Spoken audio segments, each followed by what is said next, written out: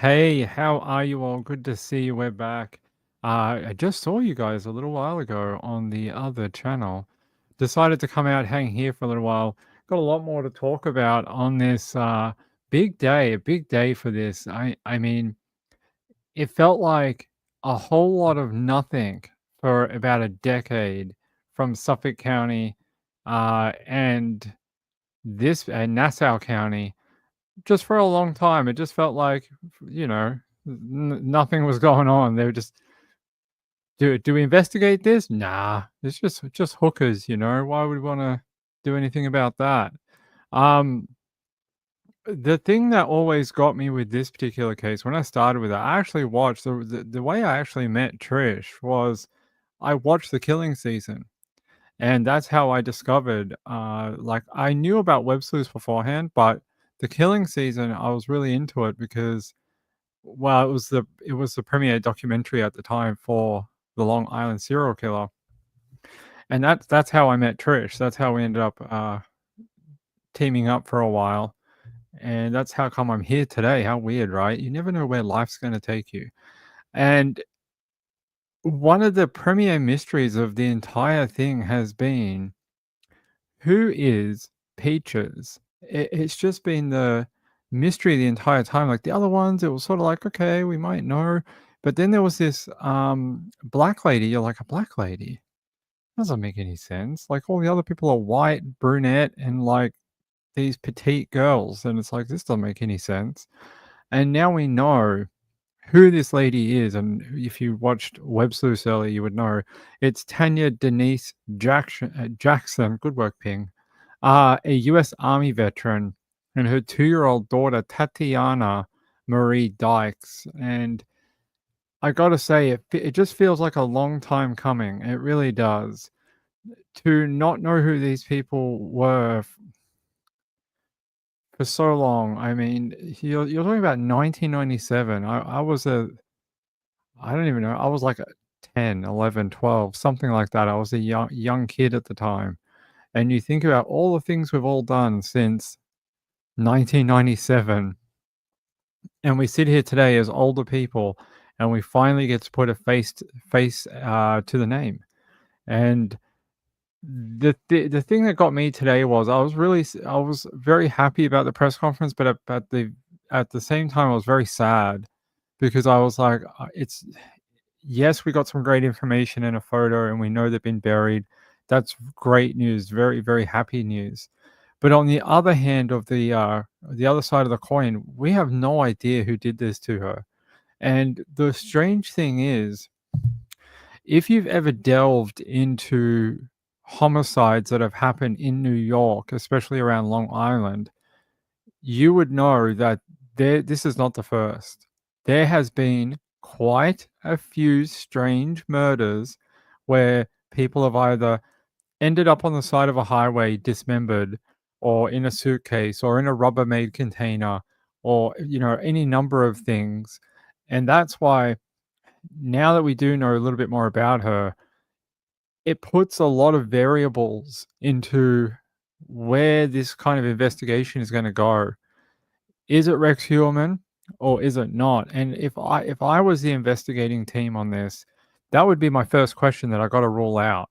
I got to find out whether we're even looking in that direction, or even if it's a smart idea, or if we're going in a completely different way. Because you start getting into the Rex Heuermann thing, and you're getting into some very murky waters where you've got multiple killings and a current trial and stuff. But if you're looking at someone that's completely outside of this, then you got to look at, well, are they someone who was killed before? I don't think you would go out just randomly and meet a girl and cut her up like this. It tells me that it's possibly someone who has done this before. Um, I don't think someone goes, yes, I'm gonna go out this Saturday and I'm gonna chop a girl up and I'm gonna put her in a Rubbermaid container and dump her by the side of the highway. It just makes me wonder whether this person has killed someone previously. And like I was saying on Trisha's show, there is definitely a kill room somewhere, and it may not, like I said, it may not be around anymore. There's been a lot of renovations and houses knocked down and things rebuilt over the last 30 years. There's been a lot of them. So to know even if that crime scene is still around, it's impossible to know. Impossible. It could be in an old apartment block somewhere, could be in an old house. Who knows? Or maybe it's in the car. Maybe the rest of her is in the car somewhere. I mean, that would be my first question. Where's the vehicle? And is the rest of her inside of that car? Oh, Muffin. Hey, buddy. Hey. All right. Bye. Okay.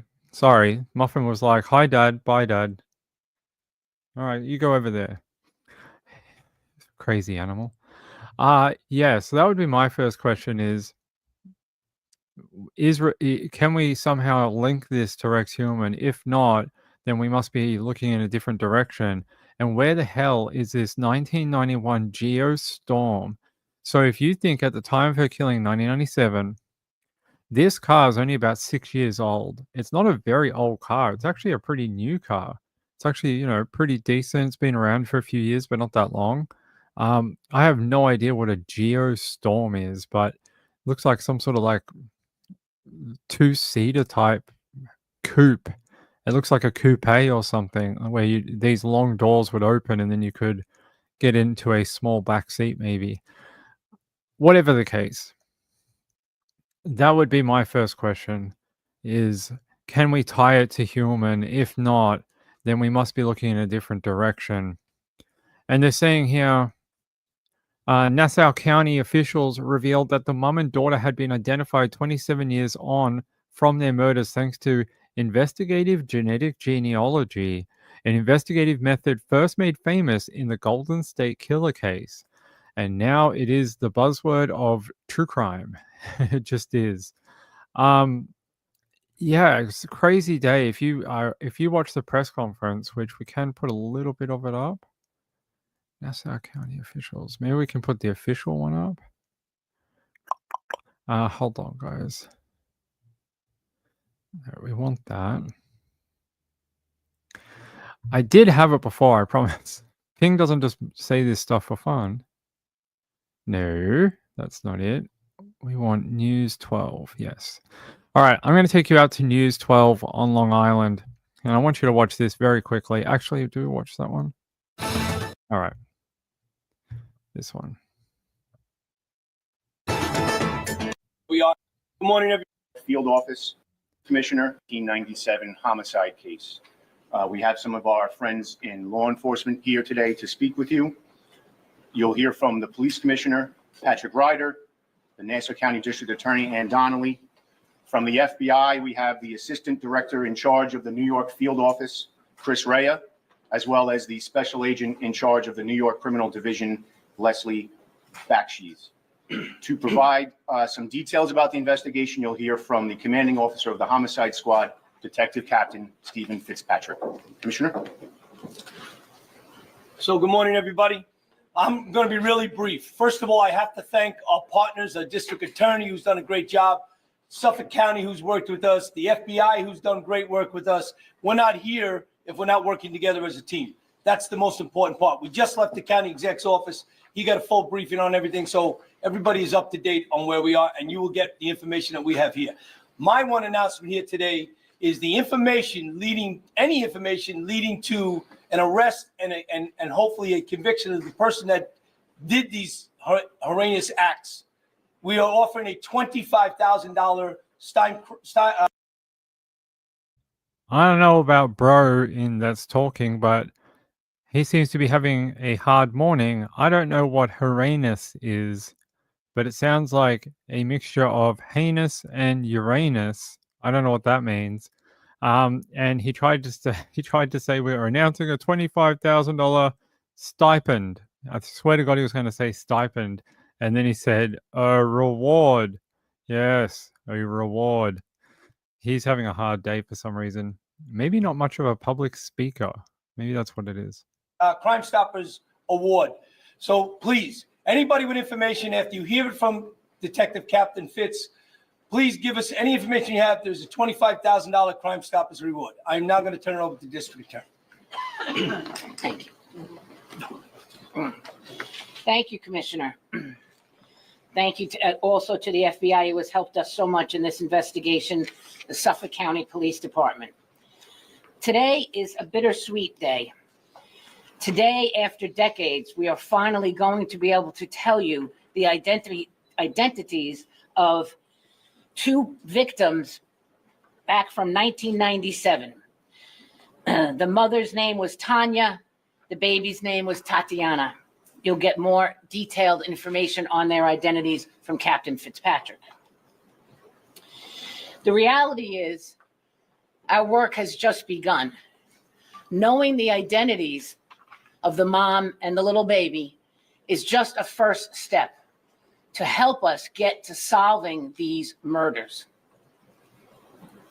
Having their identities helps us now say to the public, please, if you knew Tanya, if you worked with her, if you met her at the grocery store, you had an interaction with her, please contact us and let us know. Every little thing we can find out about her leading up to her death will help us to solve this horrific, horrific crime. So they put this call out a couple of times throughout the press conference. This very specific thing of they want information from when she was in New York. They want information from when she was in the military. It's interesting that you don't hear them say, oh, we want information of how she got to the military to New York. It almost seems like they already know that. They don't know what happened while she was in New York. So they want anyone who basically knew her that hasn't come forward already. And I find that very strange. I said that on Trisha's show. The fact that no one reported her missing, they would have records from the NYPD. Like, no one asked for a welfare check. No one asked for, like, my worker didn't show up for like 3 days. Where are they? That never happened. Like, what were the circumstances in that time frame where she was working at a doctor's surgery? So these people run on clockwork. If you don't show up for your shift, they're not going to be like, oh, that bitch just ran away. No, they're going to be like, wow, where's our worker? Why she's always here? What the hell's going? Like, where is she? She didn't turn up yesterday either. Like, I find that very strange. Janelle said, were any of other list victims black? Well, there was another woman who was I'm pretty sure she's a person of color. I don't know if she's black as such. Hold on.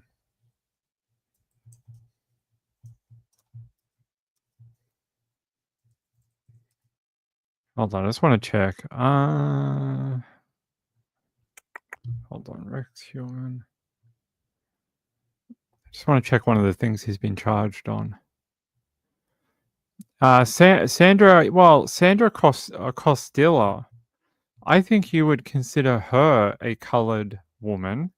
I think that would be correct. She's from Trinbago and Trinidad, or what is it? Trinidad and Tobago. Good work, Ping. You mixed two of the places together. Trinidad and Tobago. So, I mean, yeah, she's a woman of color. So it's not outside the super realms of, and I know I said on the other show it doesn't fit the ID.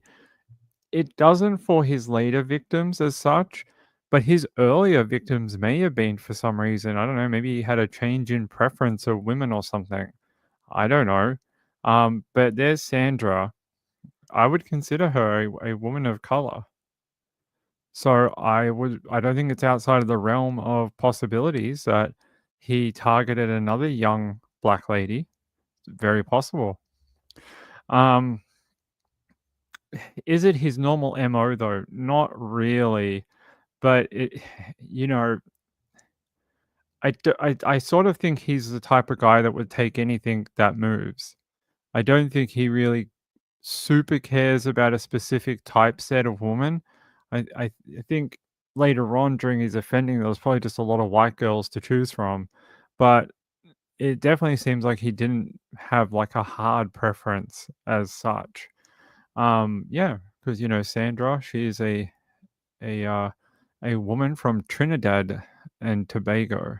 So, yeah, there you go. There is at least one. So she's 1993. So she's the earliest known victim of Rex Heuermann. If you put, let's just play the if game. If these two are victims of Rex Heuermann, it actually fits in the timeline.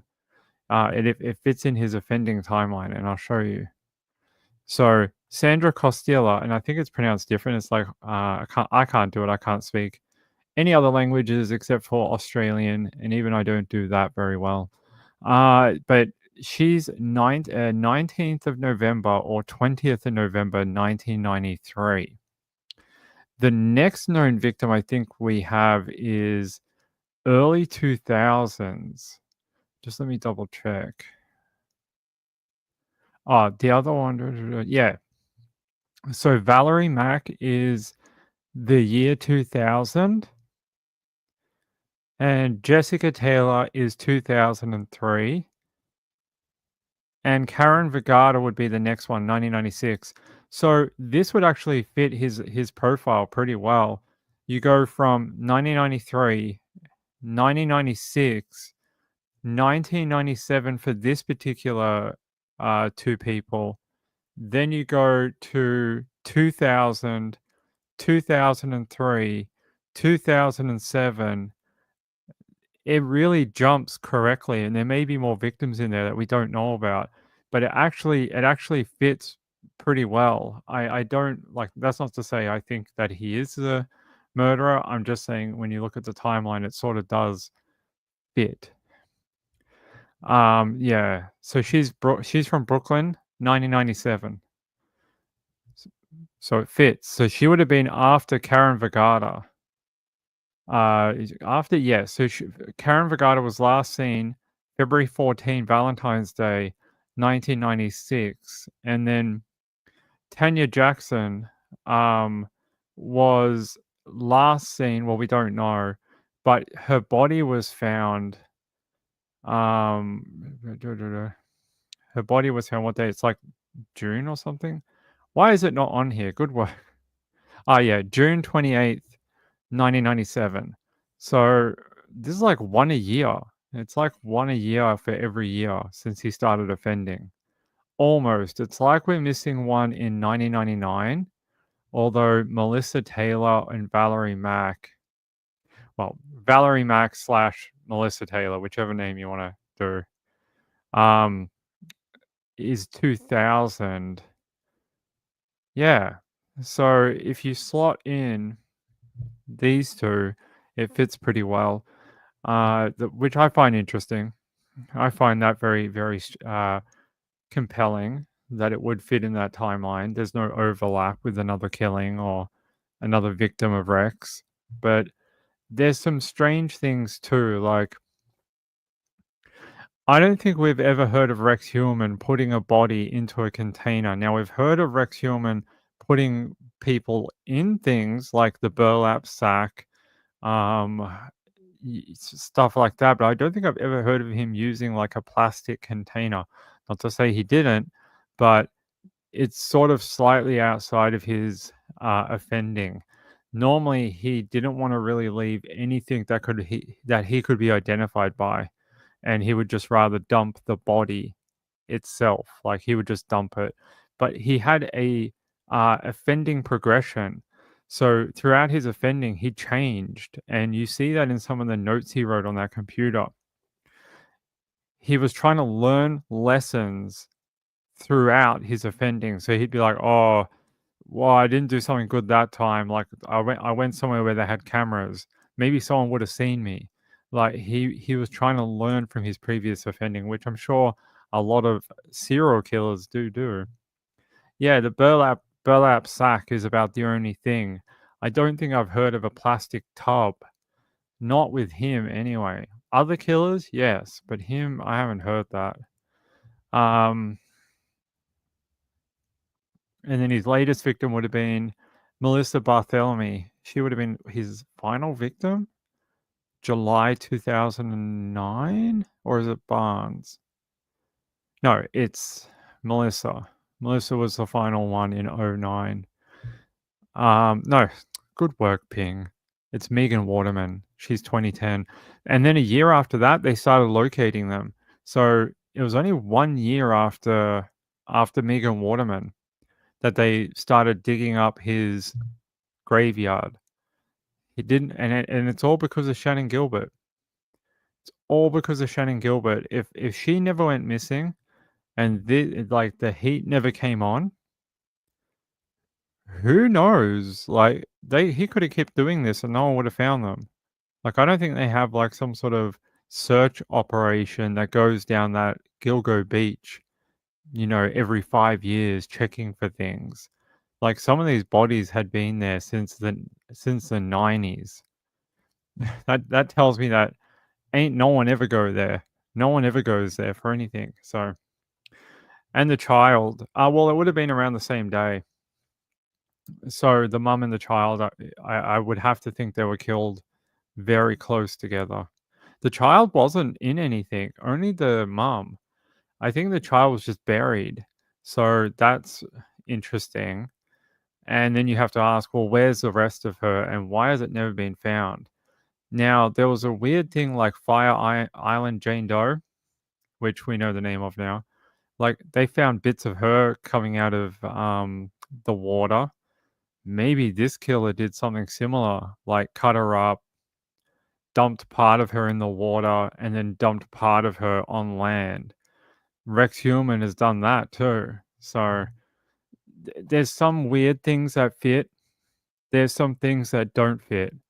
And that's why I like the idea that the detectives are sort of clean slating the entire thing and just having like no preconceived notion.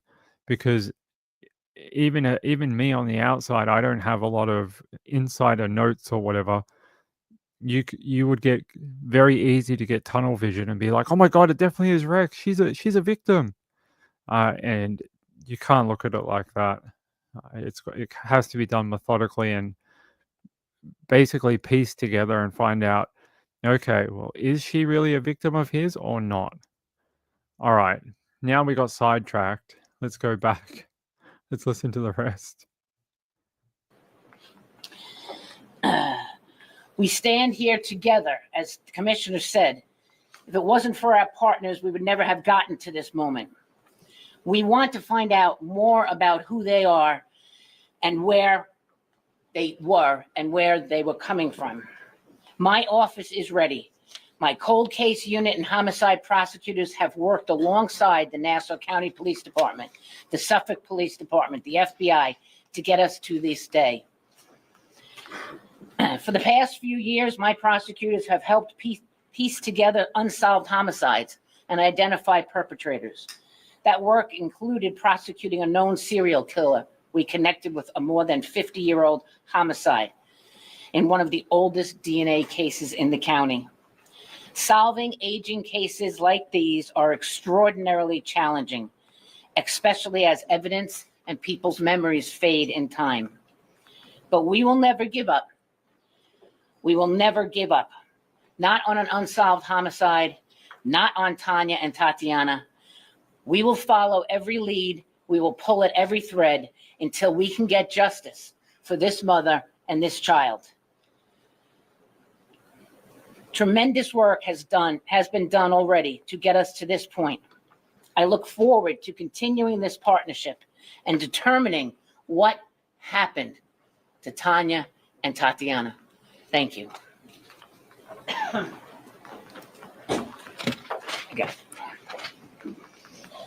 right, good morning.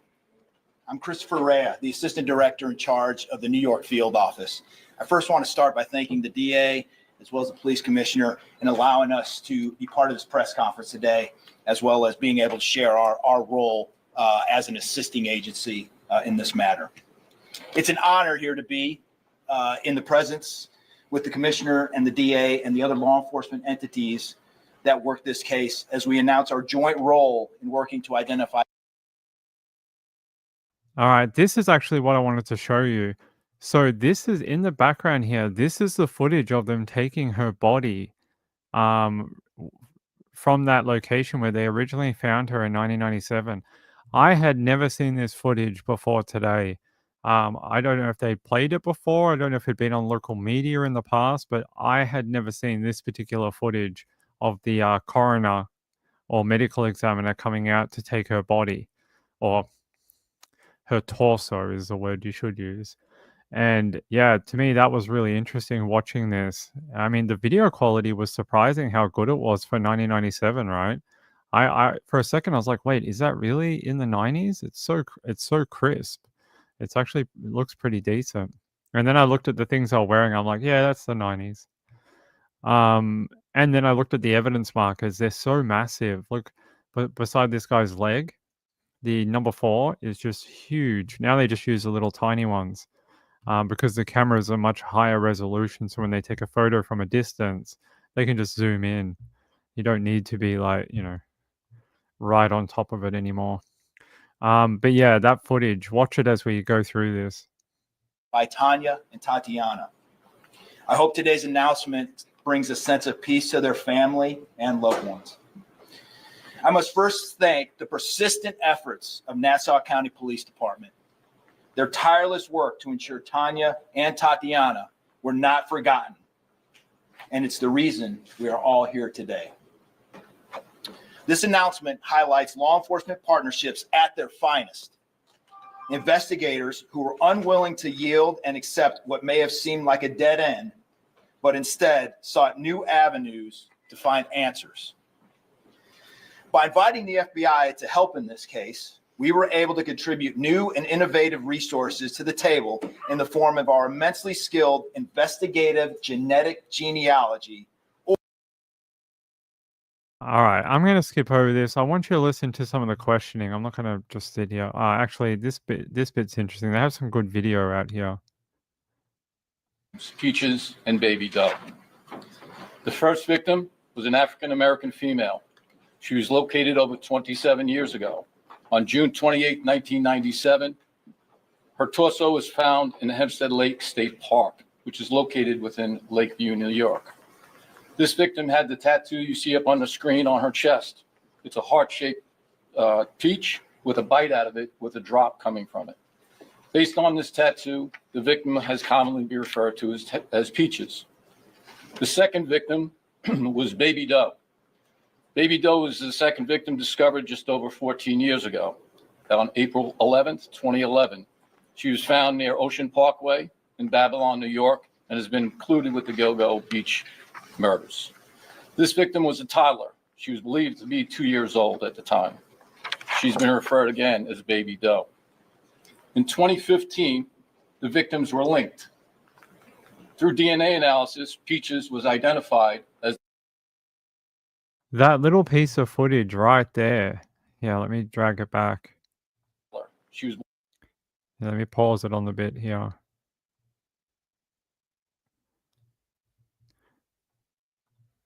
There you go. That's where they found the baby, in that hole. That's slightly different from Rex Heuermann too. I don't believe any of his victims were actually buried as such. They may have been in like shallowish graves or been covered up due to the sands of time. Good work, Ping. But this actually looks like dug down into the actual sand. So someone who buried that baby put them under there. Yeah, so you can see how it's not super deep, but somewhat of a a hole in the ground. But yeah, some of the footage today was actually the most interesting part of this entire thing. Like the press conference was interesting for the facts that we've all heard now, but some of this footage was really good. This was from 2011. Oh, we didn't unmute it. Good work, Ping. Doing great tonight. Peaches was identified as the mother for Baby Doe. Although we linked them together as mother and daughter, we still did not know their identities. In 2020, the FBI assisted us, and the DNA was turned over to their team. They began their investigative genetic genealogy studies, which would eventually lead to the identifications of these victims. Agents and detectives subsequently interviewed family members and obtained DNA samples to confirm the identities through our Nassau County Crime Lab. As a result of this technology, the interviews, the further DNA testing and analysis, we can now provide the names to both victims. Tanya is Tanya Denise Jackson. Tanya was born on October 22nd, 1970 in Alabama. When she was found in 1997, Tanya was 26 years old and a single mother. She was a U.S. Army veteran, as you see her in her fatigues. She was living in Brooklyn, New York. And at the time, she drove a 1991 Geo Storm color black. This is her daughter, Tatiana Marie Dykes. Tatiana Marie Dykes was born March 17th, 1995 in Texas. She was a 2-year-old female, and again, the body was discovered along Ocean Parkway in Babylon, Gilgo Beach area. Again, in 2015, she was linked to her mother through DNA analysis. This is both of them as they appeared back then.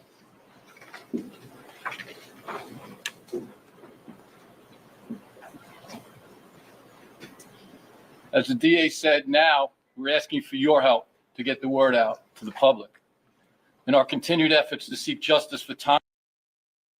Hey, so I don't want you to watch this. It's like an hour long, but I do want you to listen to some of the questioning. Hold on. Investigation moves forward, we will continue the work to be done for the generosity of income out. So back in 2020, we discussed suspects and have next a special thanks to the crime. We will not discuss evidence. We will not discuss suspects. Again, this is Tanya and Tatiana. We will not discuss evidence. We will not discuss suspects. We will not discuss any facts of this case. We're just giving information at this time and seeking feedback and information of people that knew them. But I will open it up to questions. When did you identify them? So back in 2020, we gave our DNA sample to the FBI. They started their work, which was long and tedious. Their research is, if you knew how much it took, it's incredible, the work that they put in.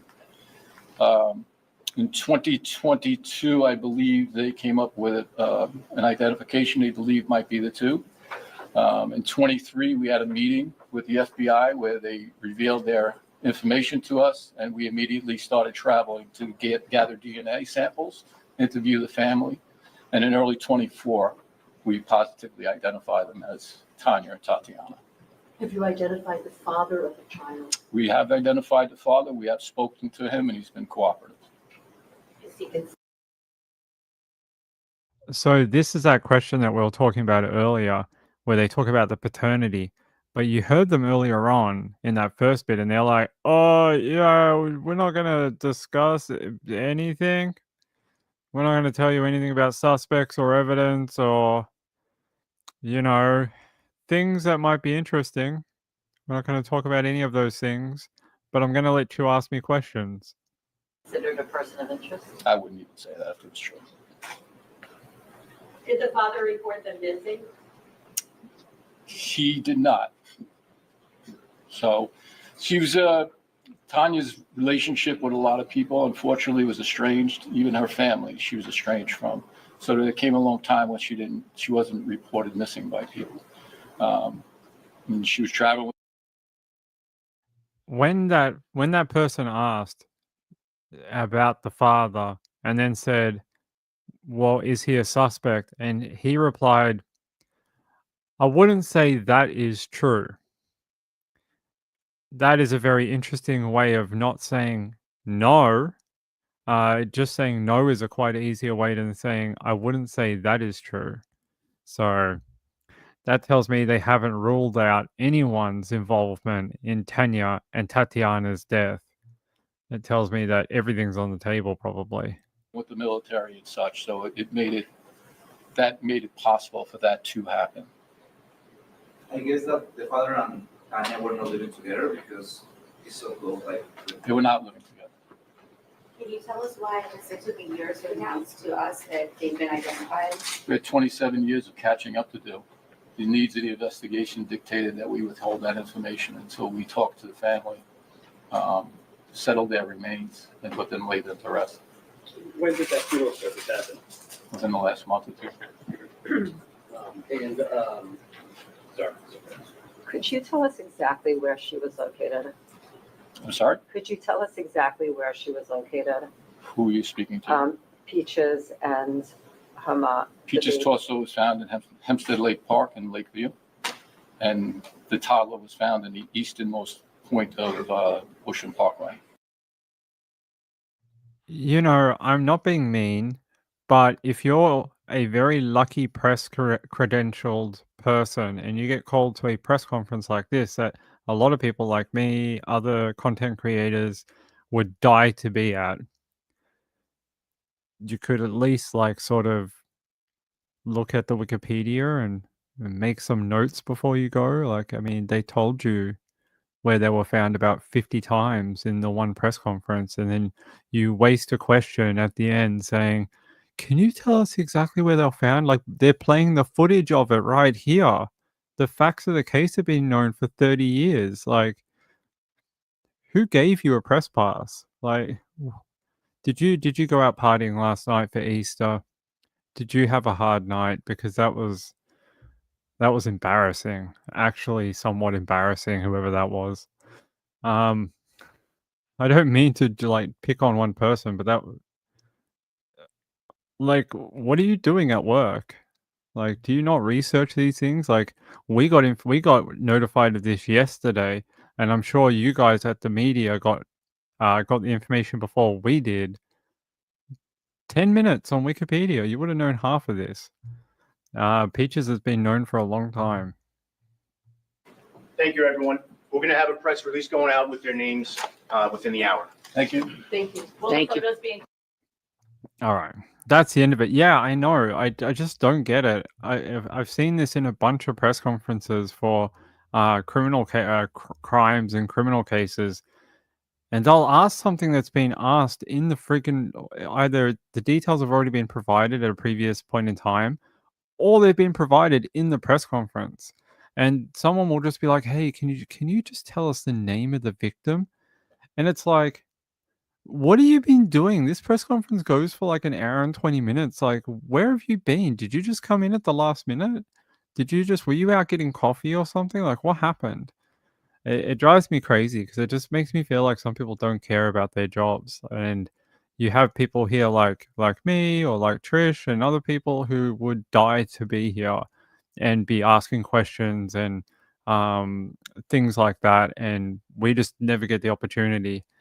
It's really annoying. I mean, we probably could have gone. The address was public, and I think it was a public press conference. So you probably could have gone, but probably would have got booted out if you weren't credentialed. But yeah, it just drives me mental when people do this. It's just like I'd rather send a reporter who knows the history of the case and has some interest in it, even if it's a fleeting interest on it. I would rather send someone who's either covered it before or, knows the background of these things, because you end up with that. And like, what? She has to go back to her workplace now, and her editor is going to be like, "Great, so you're at that press conference. Like, those questions at the end, right? So tell us, what did you get?" And she's like, "Well, I got the location of where the baby and the mum were." And they're like, "What do you mean?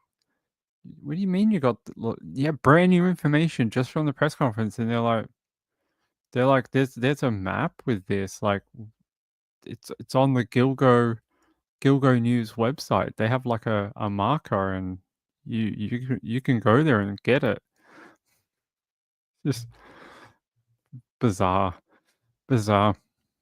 Woodland Creature says women can be great reporters. Sometimes people are more trusting of women and more likely to tell them things.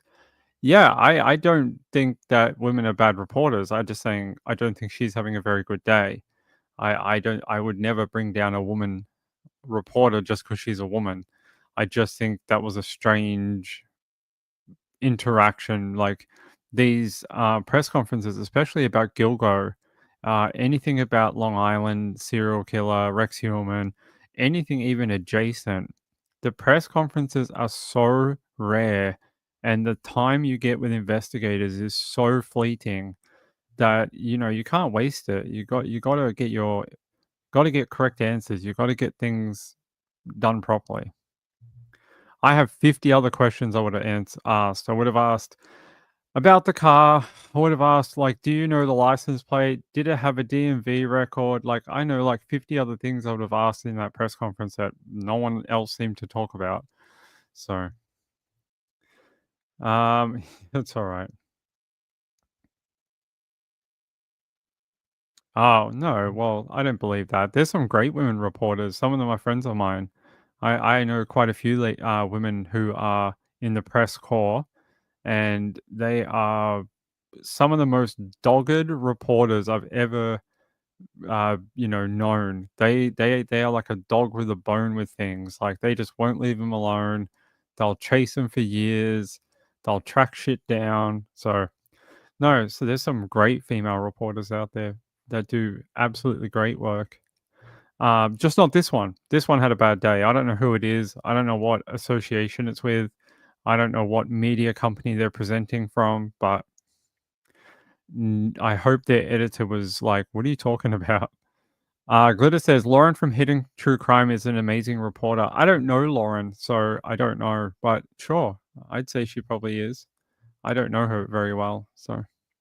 Anna Garcia, there's a lady out of Long Island that does this case. I don't know if it's for News 12 or it might be for a different company, but she does a very good job. Glitter says she definitely had a bad day. I don't feel like she was prepared because that was not a good question. Where did you find? And then she did. The thing that got me with that question, she didn't even know who Peaches was. She tried to say it was the baby. Did you hear that? She's like, "Oh, Peaches and the mom." Were you on a phone call for half this press conference? Like, what do you mean? Who calls their baby Peaches with a peach tattoo? Who out there has been tattooing peaches on their babies? Who's been doing that? Tattoos that look like a butt, because that's what that tattoo is. That's what that tattoo is. It's a peach in the shape of a butt. Um, yeah. So she's like, "Can you tell us more about where Peaches and the baby? What did she say? Where Peaches and the mother were found?" And it's like, okay, you need to have some RDO. Yeah, she was having not a great day. Whoever that was embarrassing. Look, I can't talk. I do embarrassing things every night on here. So, like mispronounce Trinidad and Tobago. Here, let's go through this. Yeah, I love the photos. She looks like just a very young lady. Even when this photo was taken, just very, very young. And the little baby is very cute. Very cute little kid. And there's that tattoo. The thing I found interesting about this tattoo, in this press conference, can we get back to it? In the press conference, they showed a photo of the Peaches tattoo. And it's one of the best photos of it I've ever seen. Where is it? Let me go back. It's one of the best. Like, yeah, here. This photo is literally the best quality I've seen of this particular tattoo. A lot of the ones you see online are just awful, like from like 1998 or something. Like here. You can see the difference in and then I was thinking when I was watching the press conference, I was like, I wonder if this is the one from the autopsy. And this one on your screen is like a reenactment, like they've sort of outlined it. So I've seen this in other cases where if they have someone who has a decomposing remains and they have a tattoo, they'll either reconstruct the tattoo or they'll trace it out and cut it out and then place it on like a facsimile, like a person's skin, but not the victim. And I was like, I wonder if that is just a cutout placed on skin that is not decomposed. Because when you see this photo, the one that's on your screen now, that actually looks like maybe someone who has started that decomposition process because you can see the colorization of the skin is not it's very, you get a lot of this greeny and a brown coloring and stuff like that. As we're in that other photo, that skin looks very clear, almost like someone who is alive or found very shortly after death. So I wondered if that's what they did. They cut it out and put it on something else, a model of some sort. Yeah, like the skin here looks like someone who may be alive and may even be a white person. So I wonder if that's what they did. Anyway, just something I noticed between the two different photos. It does make it easier to see it. It makes it more distinct because it's almost like it's highlighted, so you can really pay attention to the design. As with those old photos of it don't look right. They just look highly degraded. Looks like someone who's been through decomp. You thought a filter? Could be. Maybe someone photoshopped it. Possibly. Like maybe someone cleaned it up or something. Because yeah, the old photos don't look very good. Yeah. There's that. There's one of the original photos that came out. But the tattoo doesn't even look the same. See how you see all this blemishing here? There's like blemishing on the peach. And the colorization of the peach is not the same either. You see all this brown and black. Part of that is the ink, but part of this is decomp too. Especially where you see all this like just brown coloring and just washed out, and it doesn't look right. So this may be the original one from the actual autopsy, and the other one is a reconstruction of it. It does? Really? Is it up here? So if we flip it around, maybe it's just a better quality photo, like from a lab. Hold on, because this definitely looks like someone that looks like they're dead. Where's that other video? I mean, maybe they just got a better photo from maybe now they're finally okay with doing it. It does look better. I don't know. There is something here like a blemish on that bottom right hand sort of center area. There's sort of like something here. But is it on that other photo too? It is, but it's not as easy to see. And this one came from the FBI. So that photo came from the FBI. I don't know. Interesting nonetheless. I saw them do that with other things, like the woman who was found in the refrigerator. They did that on her tattoos. So they cut them off, like they took a photo of her body, and then they sort of traced them out and cut them out, and then they put them on a mannequin. So this is a technique they do use. I've seen it before. And yeah, so there you go. Yeah, crazy story. I'm glad they found her. I thought the line of questioning. Yeah, I thought the line of questioning was very interesting, especially when they were trying to talk about the paternity line. There's that Rubbermaid bucket. That's that Rubbermaid bucket where they found her torso. You have to ask, like, where's the rest of her though? If they were so keen to put her torso in here, why not the legs and the head and the arms? It's very strange. And these are, I can't make this bigger. Hold on. Rory. Hey. Guys, hold on a sec.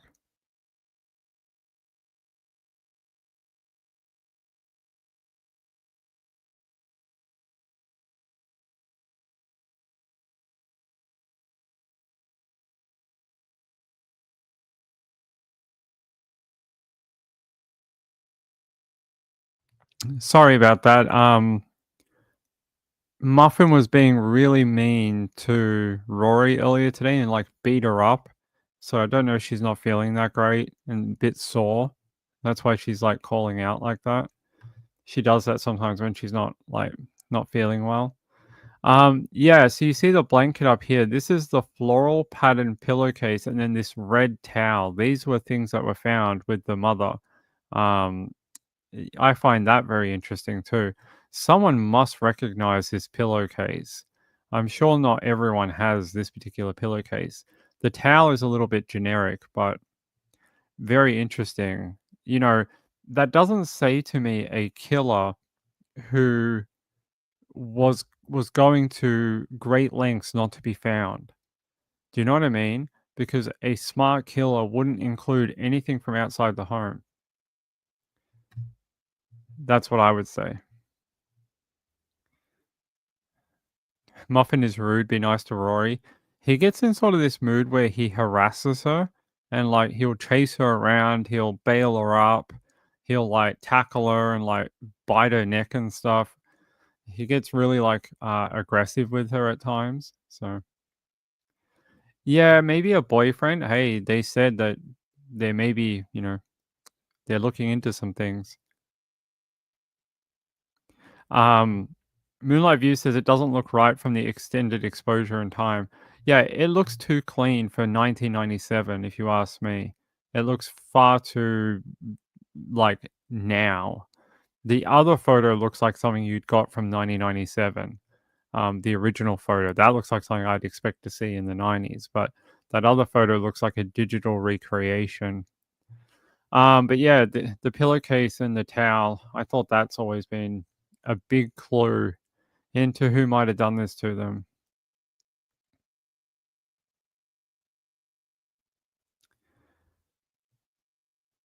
What?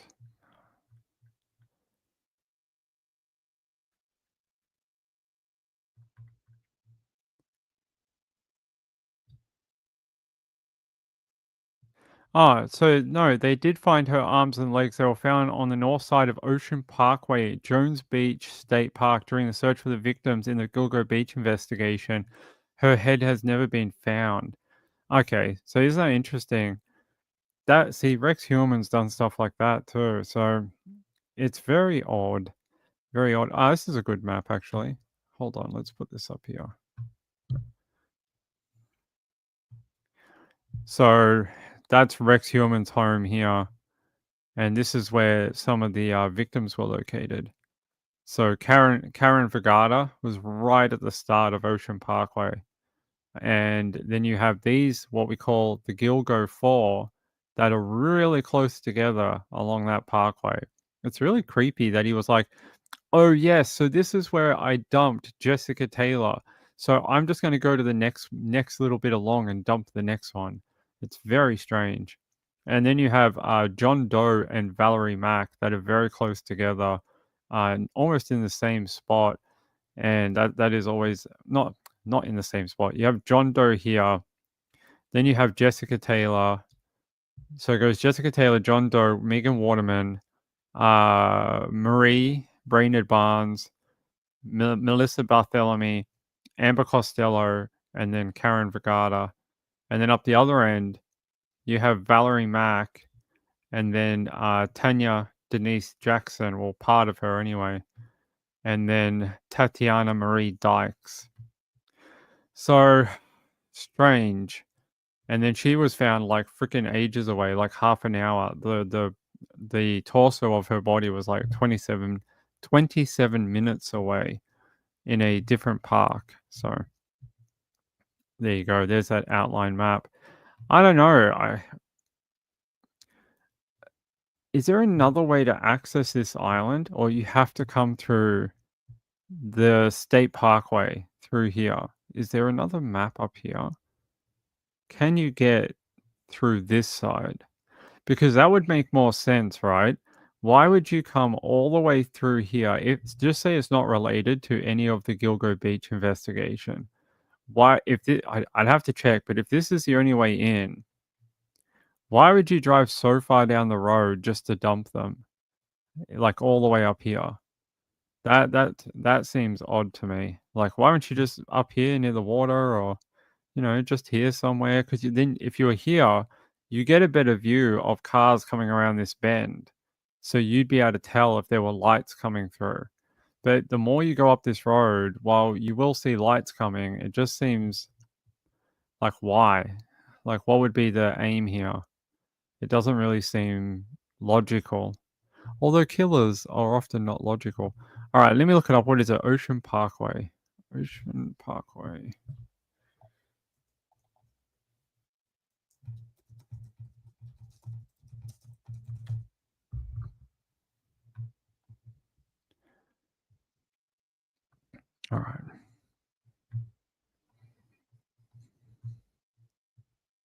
So there's Gilgo Beach.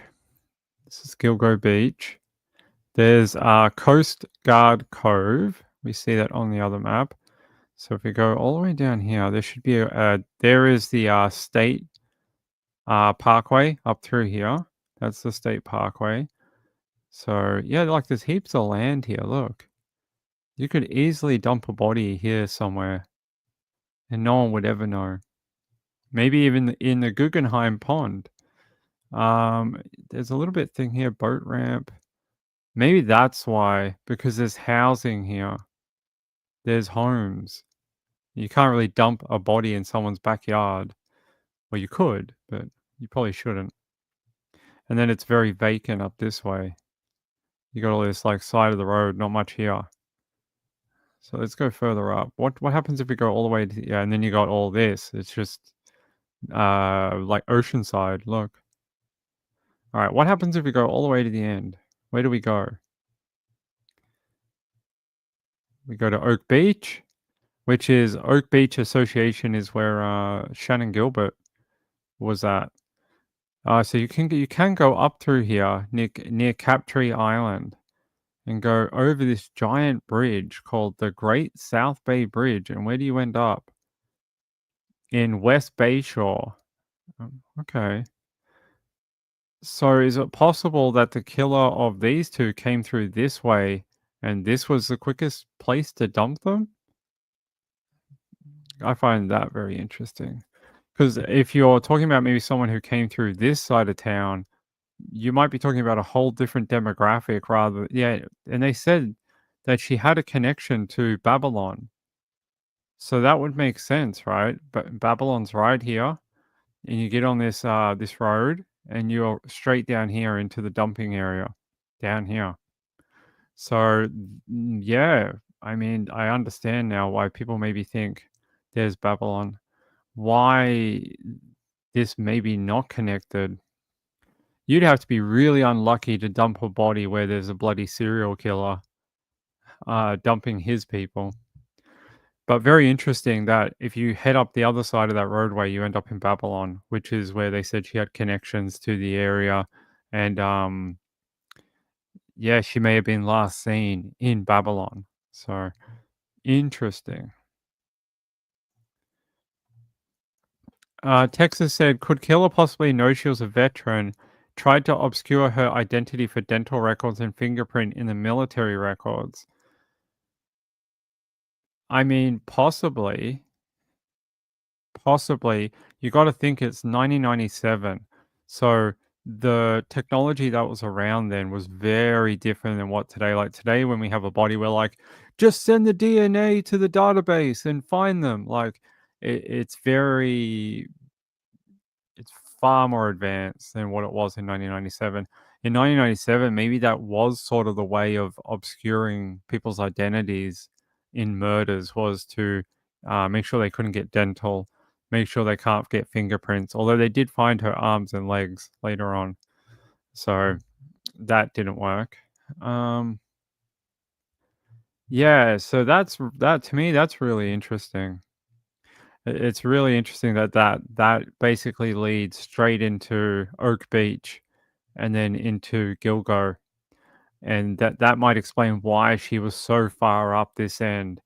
And let's see, if we go down the road, there's no homes but until we get to Oak Beach, right? So if we get to the Oak Beach, there's the Cedar Beach Marina. Looks like just a public place. More random Oceanside. There's Oak Beach Road. That is some houses. Let's see if we get to the up here. Some more homes through here. Oak Beach. There we go. I don't know. I'd have to look it up. I'm not sure where. I know someone's about to ask where was Shannon Gilbert found. I would have to look, but if this is Oak Beach, she was found in the Oak Beach Owners Association place. So I would have to look up what the address is, but you can see how marshy it is, especially when you get outside of the residential.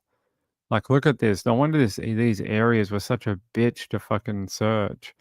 Like, they're just covered in just random shrubs and trees and dead wood, and it makes sense when you look at it from this angle why someone may have been able to get away with this for quite a long time. Because who's going to step through all this at any point ever? Probably no one. So it makes a lot of sense to me, especially when you got so much coastline to work with. Cedar Beach, that's come up a bunch of times. Yeah, so there you go. You see how desolate it is too, especially when you get away from the residential. There's just nothing out here for miles half the time. So, there you go. That does make it, yeah. So when they were talking in the press conference, I get now why they're sort of like, we're not sure if this is Rex Heuermann. But that guy worked in New York. He, like, in the city. He knows all of this area, including Fire Island. Like, he dumped a victim out here. So, um, I find that, like, maybe he worked in this area on his early years or something. It's a possibility. Lindenhurst, Copiague, or Copague, West Islip. We've done a bunch of stories out of West Islip last year. That story last year out of this area was the wife who was found in the car. Do you guys remember that one? The rental car company came to grab a hire car that had been hired to someone, and they took the hire car back to the facility. And when they went to go through the vehicle to, re-rent it to someone, they found a woman's body in the boot. And then they end up arresting her husband or partner over the murder. And that was in West Islip. So I don't know if you guys remember that story from last year. Fire Island is for the gays. I'm sure. Is that what they voted for? Did they vote for that? Were they like, we'd like Fire Island to be for the gay people, and everyone's like, yeah, I think that's a pretty good proposal. They can have it if they want to. Is that what happened? I don't know. A trunk. Yeah, a trunk. What do you guys call it? Well, we call it a boot. Yeah, you guys remember that story from last year? Yeah, that was in West Islip. I'm pretty sure it was anyway. Hold on.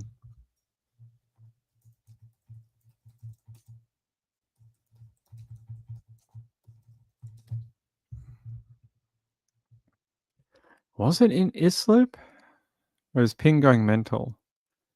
It was in New York. Yeah, her name was Lisa Dashnaw. That was her. What area? I'm sure it was Islip. Or I'm gonna go to, it's gonna be some other town in New York, isn't it? Oh, it is. Good work, Ping. It's not the same town. Congratulations. You played yourself. It's Plattsburgh or Plattsburgh, wherever that is. Yeah, this woman, they said police went to Enterprise after someone reported that they found a dead person in a vehicle. After executing a search warrant on the vehicle, police said they found the body in the trunk, and they ended up arresting her husband. He was supposed to go on trial last year, but nothing ended up happening. It was very strange. Oh, he got sentenced. Did we cover this at the time? I hope we did. I remember they delayed his sentencing at one point. Scott Tyler sentenced to 25 years to life in prison for murder of Lisa Dashnaw or Dashnaw. So he got 25 years in jail for killing his wife. They say he was sentenced to 25 years to life in prison on Monday after he previously admitted to murdering his wife, Lisa, back in March. That sentence is to be served concurrently with a sentence of 4 years in prison for concealment of a human corpse. That was one of the craziest stories last year that we did. I'm glad that got turned around really fast. The fact that they were able to figure out who killed her, get them into jail, charge them, and then get to a sentencing all within about, I think it was about a year. That's really good. 25 years to life for killing his wife. That was one of the big ones. I thought that was out of Islip. Maybe we did a different story out of that area. Could have sworn it was this one. Let's see. They said they've released more information too. They said that she died from strangulation. That is new information too. This was her here, Lisa Dashner. So yeah, that was one of the weirdest stories I think we've covered on this channel when she was found in that boot. Profiler says I was laughing at the Fire Island is for the gays. Yeah. Joe Neal must know. He must have been on that team that voted for it. Did you vote for it, Joe Neal? Did you vote for the gays? I hope you did. You know, they got to have some places to go party. Profile said, yeah, we say boot here. I'll put him in the boot. 1 cheeseburger, 1 bottle of water a day, and she'll be right. Maybe he pled out. I think that's what happened because originally he was supposed to literally go on trial. And then it was supposed to be like July. And they said, oh, like 22nd of July, he's supposed to be appearing in court for a pretrial. And then it just nothing happened. Like, couldn't get an update, couldn't find out if he actually went to court, nothing. And then all of a sudden, there was a sentencing. So maybe he changed his plea to guilty later on. Maybe that's why we never got that court hearing. Because I remember at the time, I kept saying, I don't understand why he didn't go to court. It was so weird. Probably some sort of non-reporting for pre-trial. Profile said, I had a certain tree that is kind of, well, illegal per se. It's quite an odd name in explaining to my international friends how to make it blacker and how to do it plus the name. Ah, you're biracial? Okay. Well, that explains why the tree is blacker, I guess. All right. Let's get out of here. So yeah, an eventful day, really crazy day. Like I said, a little bit disappointed. I thought we are sort of going to get the same press conference as we got earlier this year, where they're like, we know who she is, and we've laid charges too. And I was going to be like, wow, that's going to be a great day. Unfortunately, we got half the story. We finally know who she is, but we don't know who killed her. We don't know who would want to hurt Tanya. But my favorite photo of today is this one. I really like this. This is her family receiving that American flag at that military funeral.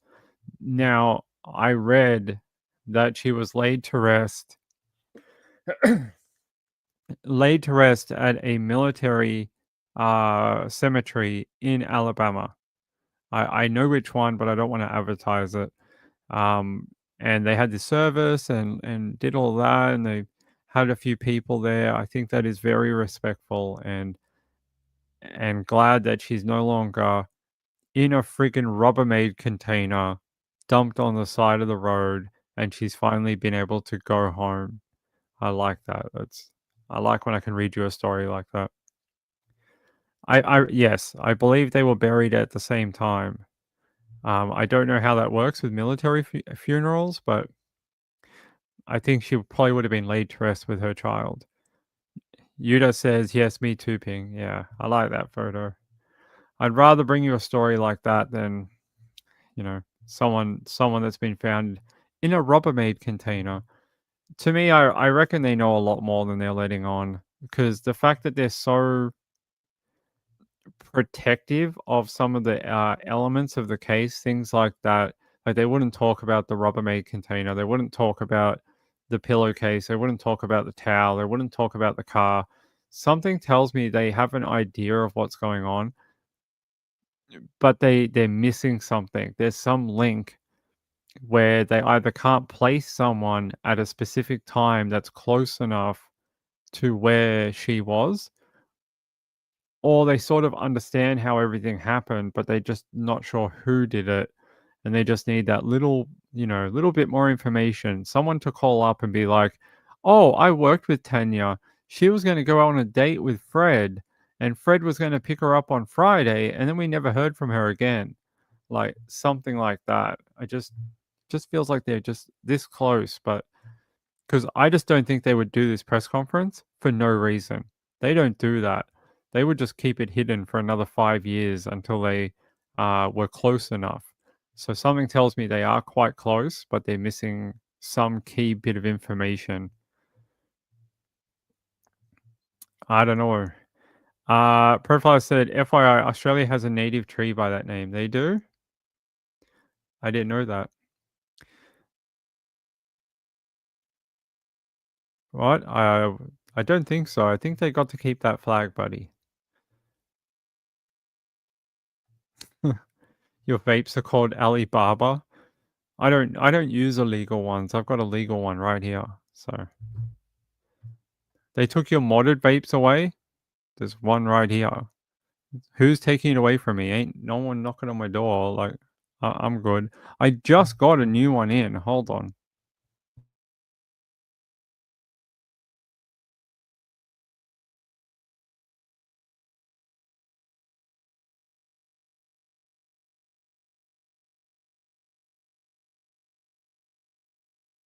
I just got this in the other day, like yesterday. This thing, a brand new one.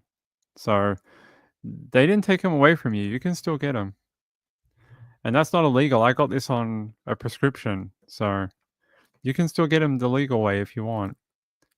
This is the first one I bought in like 3 years, so you can still get them. Joe Neal says no, just because he didn't know about it. I'm sure that's what he's going to do. He's going to march into a murdered woman's home who they don't know who the killer is and take her flag. Oh, it's just.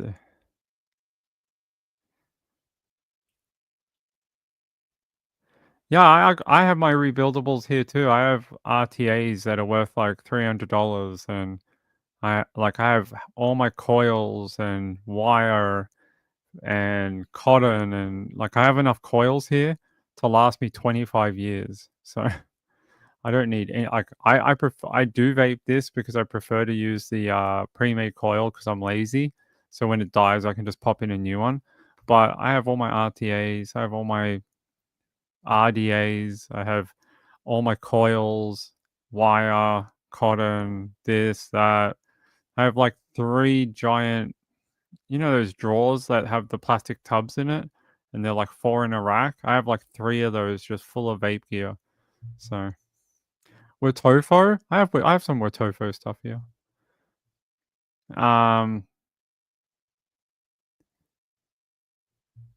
Joe Neal says, watch the news.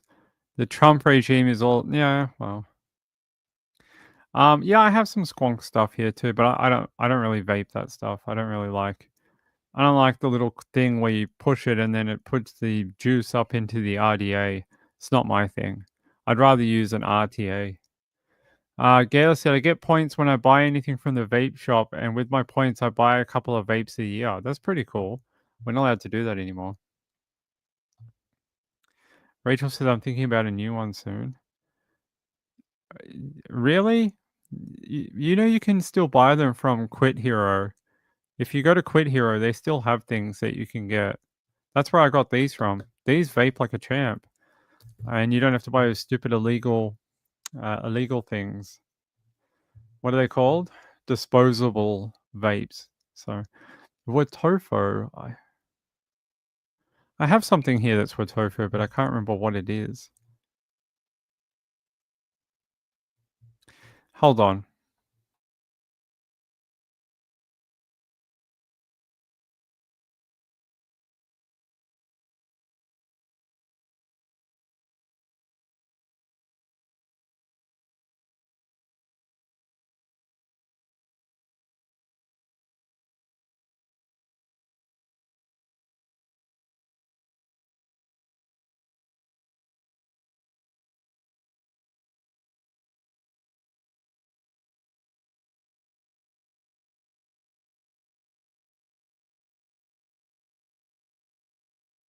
So, before the ban came in, I spent quite a lot of money stockpiling. And this is only a couple of them. I'm not going to show everything I have. But I have a couple of Dead Rabbit 3s. I've got... These haven't even been opened either. These are all sealed. Yeah, got quite a few of them. Got about 10 IDAs. I got about 20, 30 mods. Just, bought them before the ban, before my prescription ran out. And haven't opened them yet. Haven't needed to. Haven't needed to open these. Although this one vapes pretty well. I've got one of these in a different format, so I'll put them back in my stash later on. The sad boy juices, I like the sugar cookie in that. Yeah, it's not my thing, but Glitter says, what is a mod vape? Mod vape is one that you can basically put a battery in and run like an RDA, RTA, something like that. Anything where you can build your own coil. Doesn't get you high, it's just nicotine. It's just nicotine. I don't vape on my stream. You guys will notice that I don't I just don't vape on my stream. I don't tend to advertise it either. Sometimes I'll come back and you'll still see a bit of smoke in the air, but I don't advertise any of it, and I don't vape on my live stream either. Rachel says Dead Rabbit is what we're using now too. I have a few. I have this one. I have the Dead Rabbit M, which takes like a different coil, like the flat one that you have to bend, and it's what I call it, like a mesh coil where you have to roll it and then put it in, and takes a huge chunk of cotton. That one's pretty good. I have two Dead Rabbit 2s as well. I have a couple of RDAs. Just haven't even opened them yet. They're supposed to last during the dark years. Yeah, I like this thing. This thing's great. This thing's got a DNA chip in it, and you can pop it out and put a clip in the top and then run it as an RDA, or you can just pop that out and put a push coil in it as well. So it does both, and it's a DNA chip on it. So it works really well. Gail says only when he runs to the mailbox. Yeah, that's right. Glitter says, I buy nicotine vapes, but it's simple. I just buy it, use it, throw it away. They're super cute. Mine looks like a little purse with a chain. So they're trying to ban those ones. Anything that looks like something that it shouldn't. So you can get ones that look like a drink and things like that, like a can of drink or whatever. These are how the kids are getting into the high schools and stuff like that. Like they make them look like something that's not a vape. They make it look like an iPod or something like that, lipstick or something. This is how they're getting around a lot of the bans in the school, and they're not a good thing. And disposables are the worst thing that ever happened to vaping, ever. They are trash. They are literally they're just vaporware. They hurt the environment because they're plastic, and on the inside it's got a lithium battery that you can't recycle and you can't take out. It's awful for the environment. Profile said, yeah, they banned it because, yeah, it's a bit of both. They bended to the stupid people in the schools that were like, oh my god, I can't control my kids vaping. And it's like, wait, who's the parent here? Is your kid the parent or are you the parent? Just take it off your child. That is why they're your child. Parent them like you're supposed to. Don't just walk around going, I don't know what I'm supposed to do. Oh my god, my kid has a bottle of vodka. He walks around every day with a giant bottle of vodka. Why won't somebody do anything? Why will no one come and help me? If that, like, the conversation applies both ways. Why, like, it'd be so stupid. Like, why don't just parent your child and be like, no, we don't do that in our household until you're 18. You wouldn't accept if your kid was walking around with a fifth of Jack. Then why is it okay for them to walk around with a vape? They are both adult products. Yeah, it's ibuprofen too. Yeah, I know. We live in a nanny state. Glitter says, that's right, parent your child. That's right. Don't be like, oh my god, why won't the government help me? What do you mean the government? What? You want the government to parent your children too? That's your job. You do it. That's why we have so many young people who don't know what they're doing in life, is because there's a bunch of parents out there that would rather be their best friend than actually parent them. And they'd rather be the cool mom or the cool dad and not actually do any discipline or structurizing of their child's life. They would just rather, high fives and hugs. And I'll go out with the girls. I'm young. No, you're not. You're 40. Your child's 16. She's young. You're old. You stay at home. Let them go. Uh, Kayla says, I found the UK has higher standards to our liquid than the USA. Yeah, I mean, I think it's getting better, but like not amazingly better. Wow, I don't know. One time if I start up another channel, we'll do vaping stuff, but it pisses off a lot of the true crime people, so I don't like talking about it. Pisses off a lot of the other people who don't like that subject, so. Oh, by the way, you remember I told you about Mystery Bruce? Mystery Bruce is back. Here he is. Look, he's back. Giant shark is back in South Australia or something. Look, there he is. Giant great white. He's back. Apparently, he has been stalking the coast of Australia for like the last, I don't know, week or two. But he's back. He's back, ready to eat some humans. What is he doing so close to shore? I have no idea. But apparently, he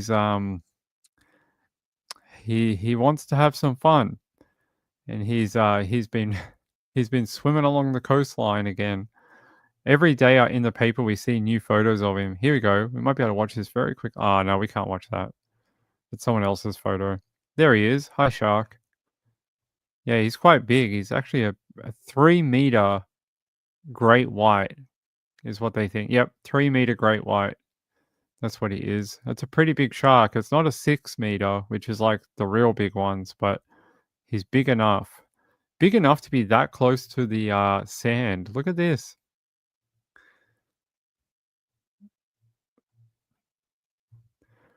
There's the sand, and there's a shark that could eat your leg. Look how close it is to the beach. That shark could eat you, no problem. And he's like, right, you could walk straight up to him. That is very, very shallow water. What is he doing? I don't know. Hanging out. Gayla says Hurt can smell someone dumping food, looking to dip his pineapple. I don't see any lady sharks around. I don't see any other sharks. Glitter says they named him Bruce. That's cute. No, it's Bruce from Finding Nemo, because the shark in Nemo is called Bruce.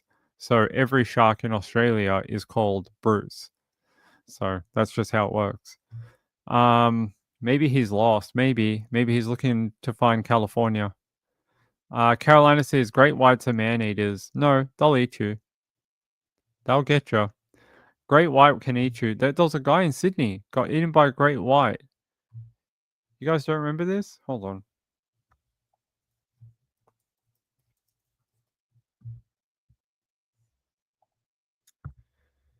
Oh, you F and F.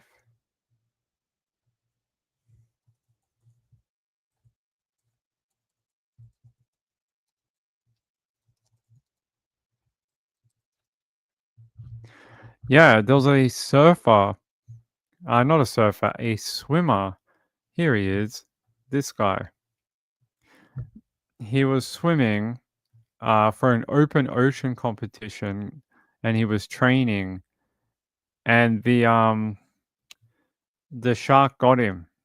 Absolutely demolished him. He was swimming across this water. I'm not going to play the video. It is one of the most disturbing videos I have ever watched. I'm going to show you a screenshot, but that's it. So he's swimming along this water, and the shark just comes out of nowhere and launches straight up and attacks him. And the video continues, and you see the shark kill him. You see the shark bite him in half. This was an absolute gigantic great white. And there hadn't been a great white attack in Sydney in like 100 years. And just randomly, this guy swam past a great white, and it killed him. So, no, they'll kill you.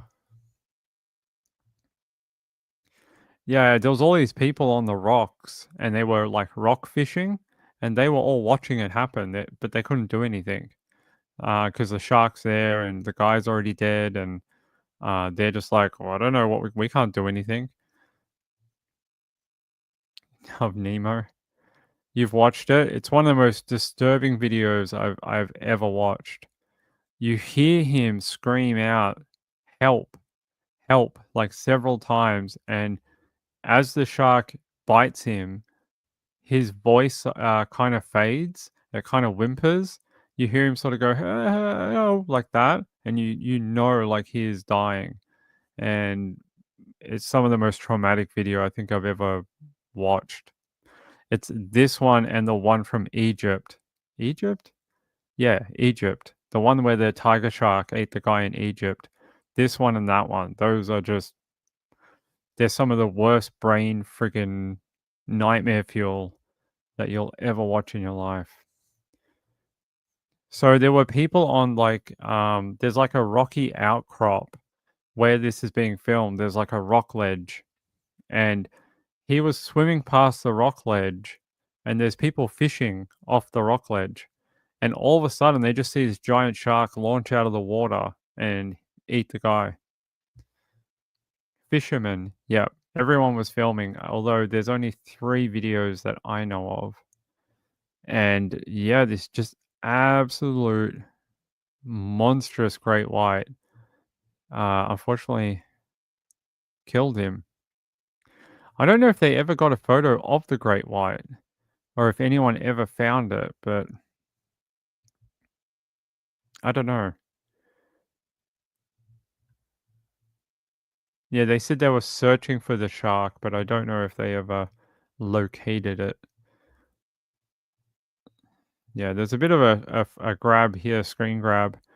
You can see the shark fin right here, and he's somewhere under the water as this shark whips around and grabs him. But you see how tall that fin comes out of the water. It wasn't a tiny shark; it was huge.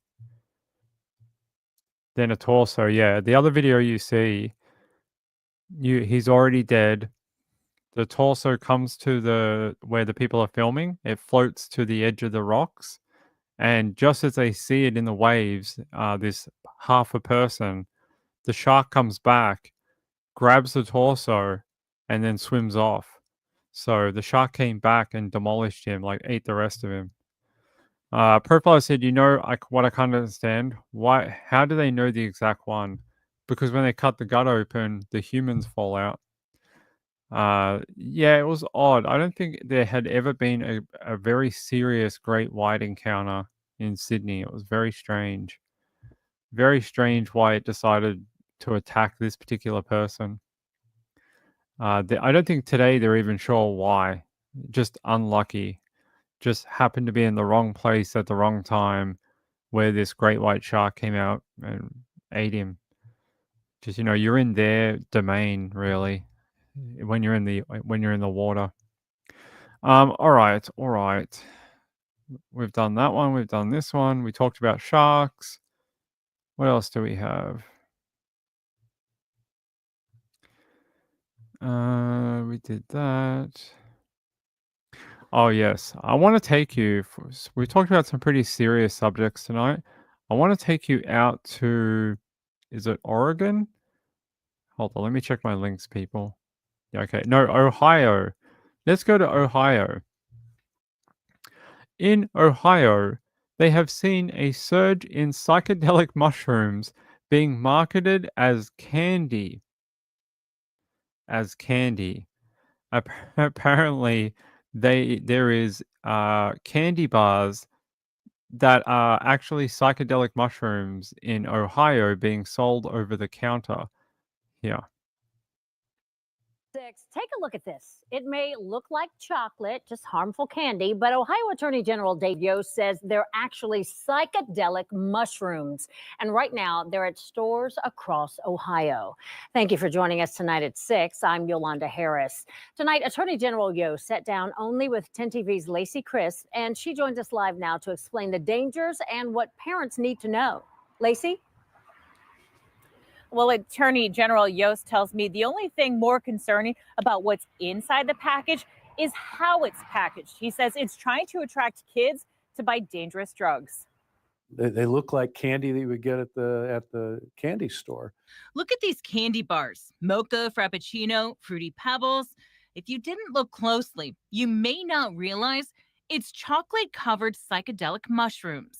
It's not just magic mushrooms anymore. We're seeing the active ingredient psilocybin is being incorporated into other things that appeal to kids, chocolate bars, candies. The BCI lab did not see any of these types of chocolate bars before 2023.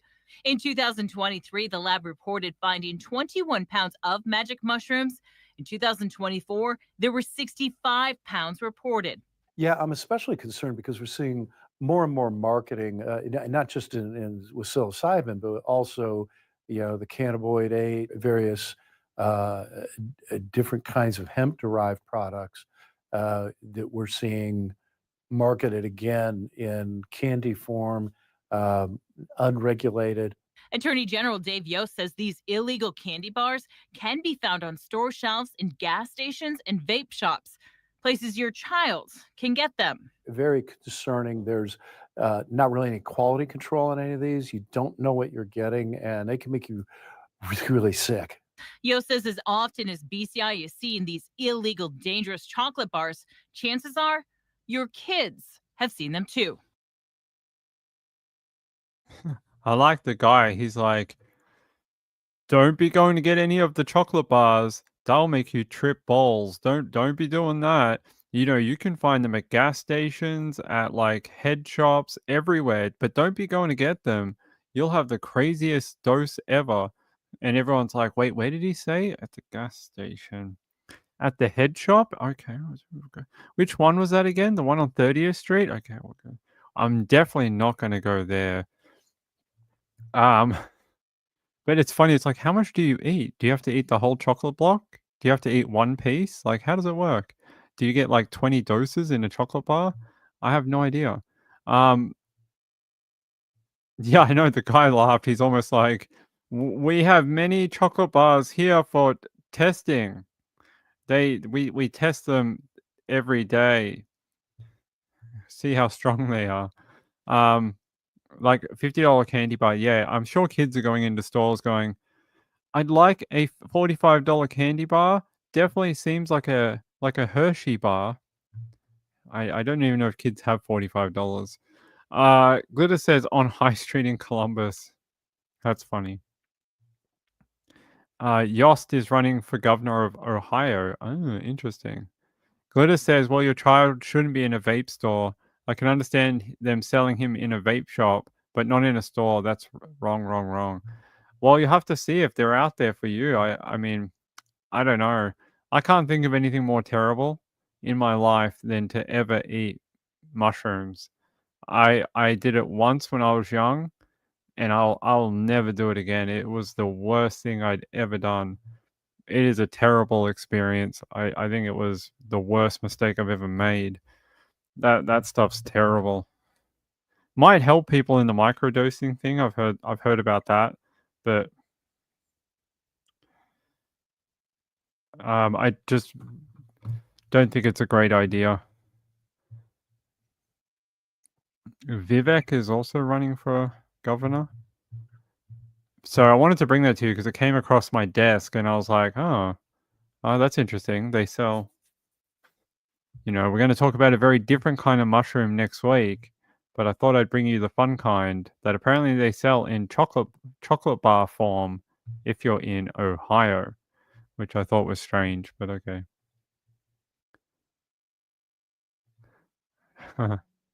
Glitter says, I did it one time in my 30s. I'll never do it again. It was so scary and terrible. It was the worst. I saw the scariest things ever. Yeah, I don't want to do that. I'm good. Just more for everyone else. Ping doesn't want it. There's more for the people who do want it, but Ping does not. You can have all the chocolate bars to yourself. Rachel said one time in my 20s was enough for me. Yeah. It's just such a dirty trip. I'm just not down for that. Not down for it.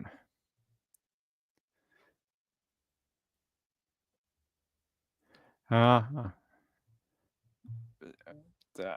don't want to say too much on the air, but I'm actually a big fan of that one. I've actually never had a negative experience on that one. Not that I do it anymore. I'm a good boy. I don't do things like that anymore.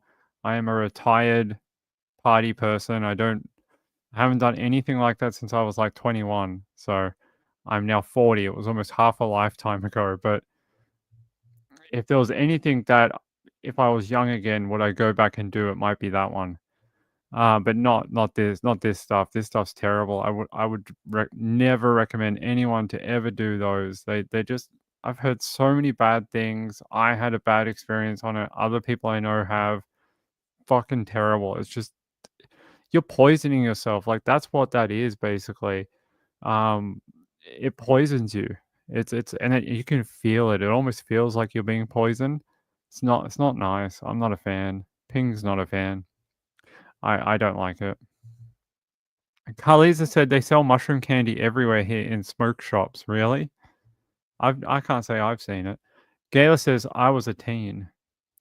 Send me some in the post. I don't think I could. You can't get anything in Australia, but maybe someone from Ohio can. Someone from Ohio can send you a candy bar. But yeah, I don't know what they're gonna do about that. I do think that's a step too far. I mean, if you advertise it as sort of like a microdosing thing, okay, fair enough.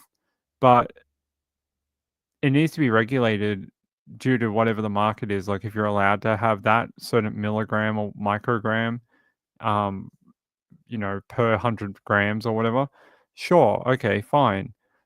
But I don't think you're allowed to sell anything that has psilocybin in it, or whatever they call it. I don't think you're allowed to. I think it's an illegal product. I don't think you're allowed to put that in anything. Like, there's some things like lion's mane and all those type of things that are becoming really popular as sort of like an alternate type of, I don't know what it is, but like an alternate thing. But I don't think you're allowed to put magic mushrooms in anything.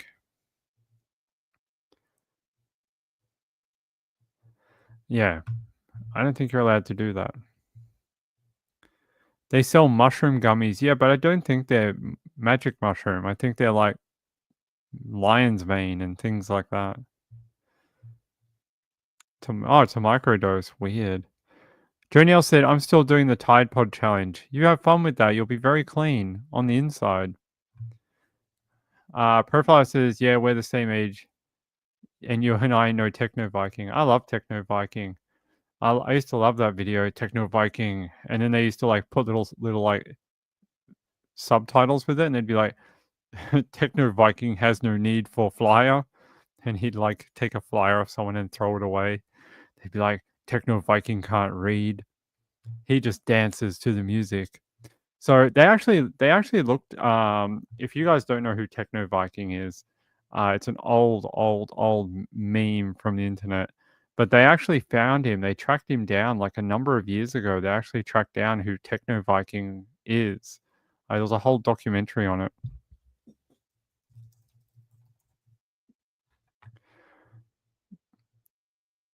Yeah, so I don't know if someone owns this video, but I'll show it to you.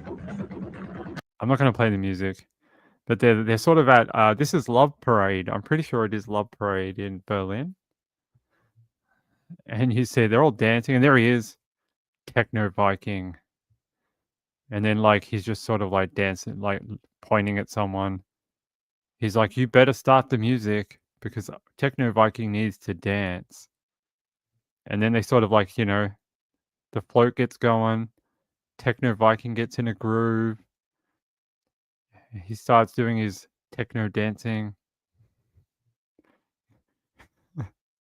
It's one of the greatest videos. This guy is like just having the greatest time. I love it. I wish I could show you the bit where he gets a flyer. Where is it? Oh, yeah, here. This guy comes up to him, like, right here, and he's like, Techno Viking, have a flyer. He's like, yeah, all right, buddy. And he's like, I have no need for this. He's like, what is this crap? It's like, I don't want this. He just folds it up. Keep dancing. And yeah, anyway.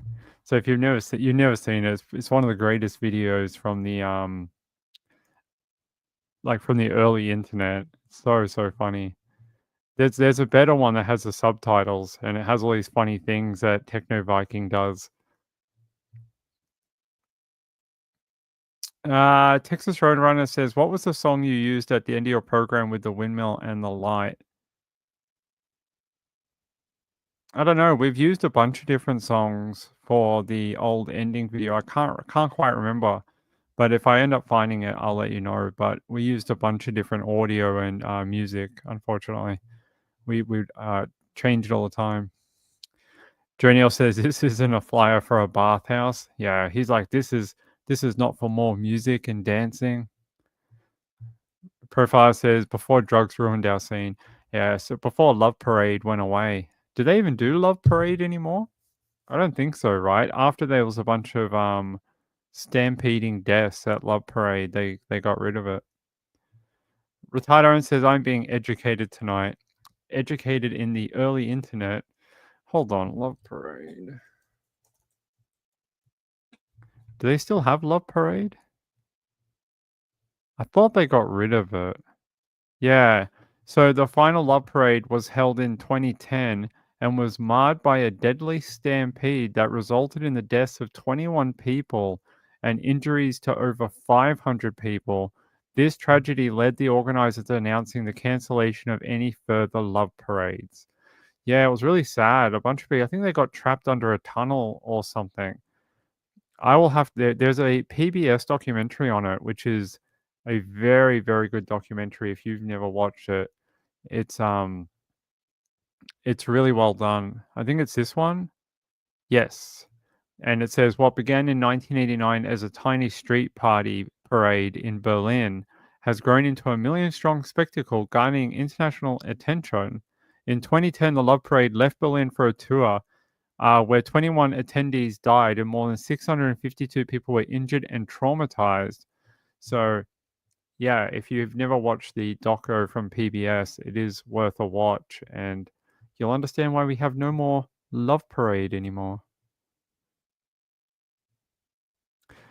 Joe Neal said Berlin still has the largest pride gathering every year. Interesting. Met her at the Love Parade by Dahul. Yeah. I'm more a entrance person and a set you free. I prefer that. But yeah, Dahul's pretty cool. Who the F is messaging Ping? Yes, I did.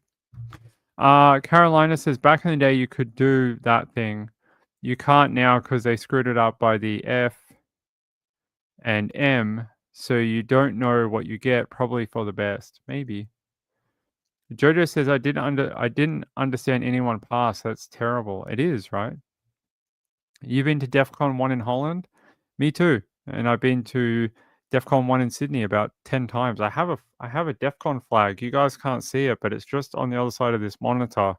Just over here, I have a green Australian one and I have an orange Q-Dance flag. It's just over here. And often on the show, I don't know if anyone's picked up on it, but I often wear a Scantrax hoodie. So no one's picked up on it. I've worn it for years on the show and no one's ever picked up on my Scantrax hoodie. Yeah. I've been several times. Pride Parade. It is not a Pride Parade, but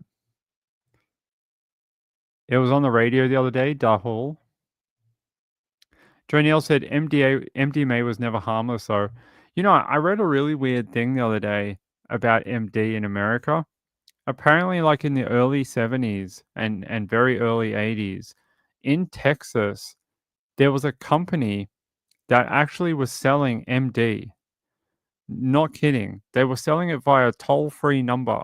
So you would call up and you would place an order for MD, and they would have these like MD parties that you could go to and get MD. So strange that they used to sell it via toll-free like phone shipping. And I was like, really? And apparently it was a real thing. They based out of Texas. This company was selling this thing. It was supposed to be like a mood enhancer.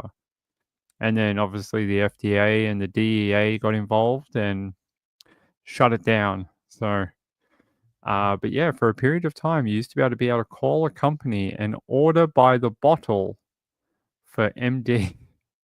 I find things like that so funny because can you imagine calling up a number and just being like, yes, I would like your 200 milligram pack of 150 tablets, please. Well, $58, sure. You can put that on my credit card. Tatanka, okay.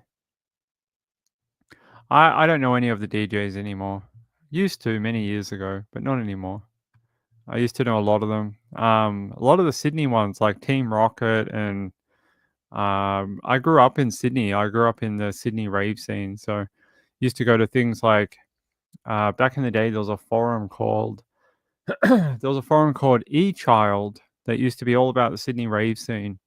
And we used to go to like Ecky Thump and stuff like that growing up in Sydney. You're not in the scene anymore. Me either. It's been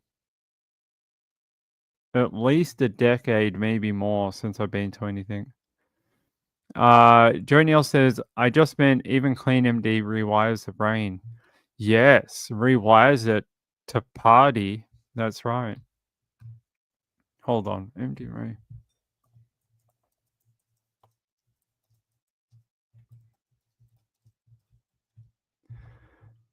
Yeah, I want to see if I can find it. It should be in the it should be in the Wikipedia. Wikipedia. Wiki. Yeah, here it is. I'll show you. Let's go down here. Where is it?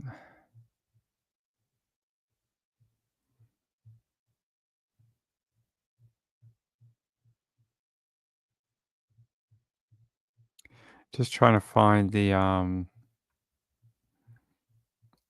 pharmacotics. Nope. There was a whole thing about there was a whole thing about how they Shulgin. Very important person if you're into the scene. Rising recreational use. Yeah, here. They said in early MDMA distributors were deterred from large-scale operations by the threat of possible legislation. Between the 1970s and the mid-1980s, a network of MD users consumed an estimated 500,000 doses. A small recreational market for MD was developed by the late 70s, consuming perhaps 10,000 doses by 1976. By the early 1980s, it was being used in Boston and New York City nightclubs such as Studio 54. And into the 1980s, as a recreational market slowly expanded, production of MD was dominated by a small group of therapeutically minded Boston chemists. Having commenced production in 1976, this Boston group did not keep up with the growing demand and shortages frequently occurred. Perceiving a business opportunity, Michael Clegg, the Southwest distributor for the Boston group, started his own Texas group, backed financially by Texas friends. In 1981, Clegg had coined ecstasy as a slang term for MDMA to increase its marketability. Starting in 1983, the Texas group mass-produced MDMA in a Texas lab or imported it from California and marketed tablets using a pyramid sales structure and toll-free numbers. MD could be purchased via credit card and taxes were paid on sales. It was sold under the brand name Sassafras. So that's actually the tree that makes the oil that actually makes MD. So it's from the sassafras plant. So that's why it's called that. MDMA tablets were sold in brown bottles like a pharmacy. The Texas group advertised ecstasy parties at bars and discos, describing MDMA as a fun drug and good to dance to. Yeah, that's one of the things it's good for. MD was openly distributed in Austin and Dallas-Fort Worth and in bars and nightclubs, becoming popular with yuppies, college students, and the gay people. So they had this toll-free number you could call and order your bottle of sassafras. I find that so funny that somewhere in America in the 1980s, people were just dialing a number, and then in about 10 years' time, people were having to meet their dealer in a dark alley. That's how fast things change with like the DEA. It's so interesting. Let's see. Sassafras is a tree I hate burning smells. Interesting. Joe Neal says he didn't know he was at a gay thing. Could have. Did you go to DCM's? Yeah, back when I was younger, I did. That was a day club in Sydney. So after you went out all night, you went to DCM in the morning. Joe Neal says Texas is the gayest. Well, they are. Everything is bigger in Texas, apparently. You love the Sunset Bros? I mean, I like Alex K. Alex K is probably more my thing. Joe nodded first. So yeah, that's a little bit of history for you, since we did all that weird mushroom stuff before. But this little story, someone has to make like a Netflix documentary about how this worked and get the people who did it involved. I would watch that documentary in a heartbeat. I think that is so funny that you could pay via credit card and have your order taxed to the government.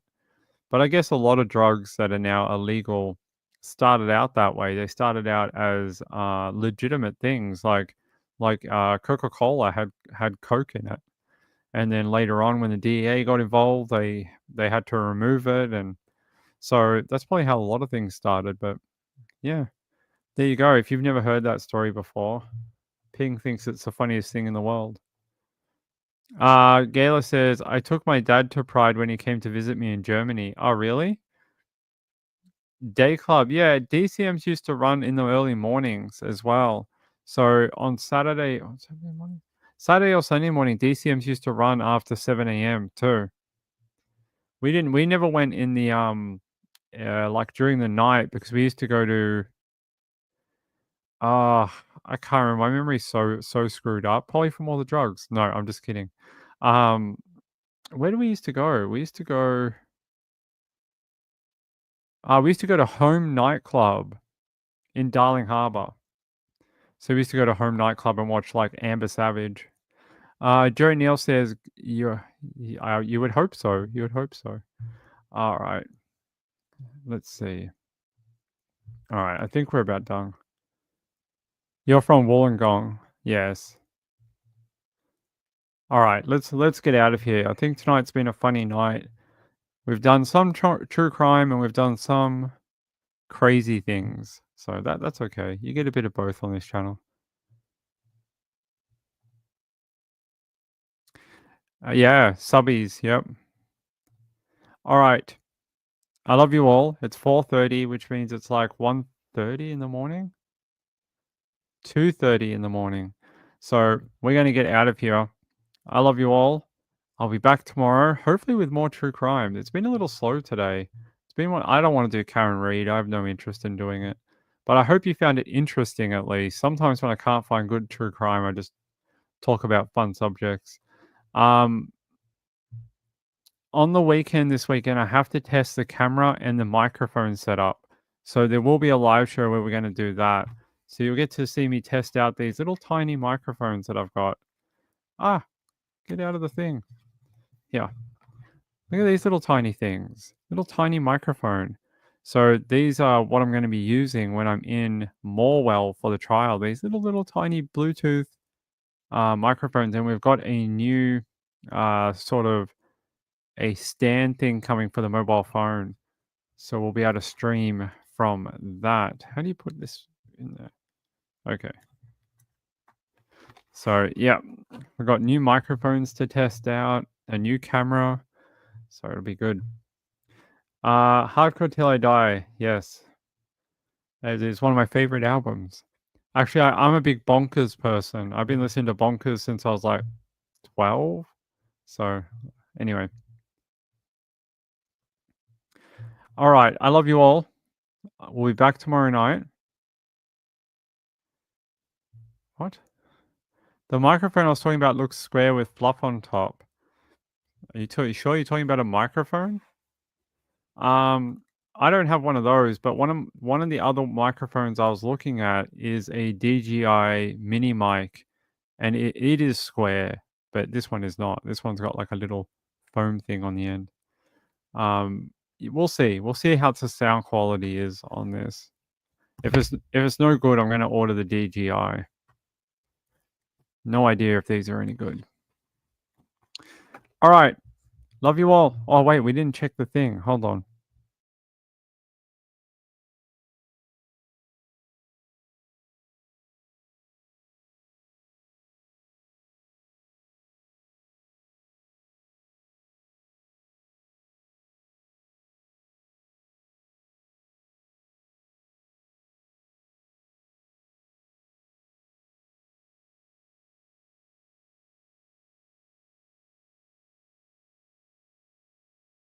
All right, I'm gonna get out of here. Have a fun night. I'll be back tomorrow.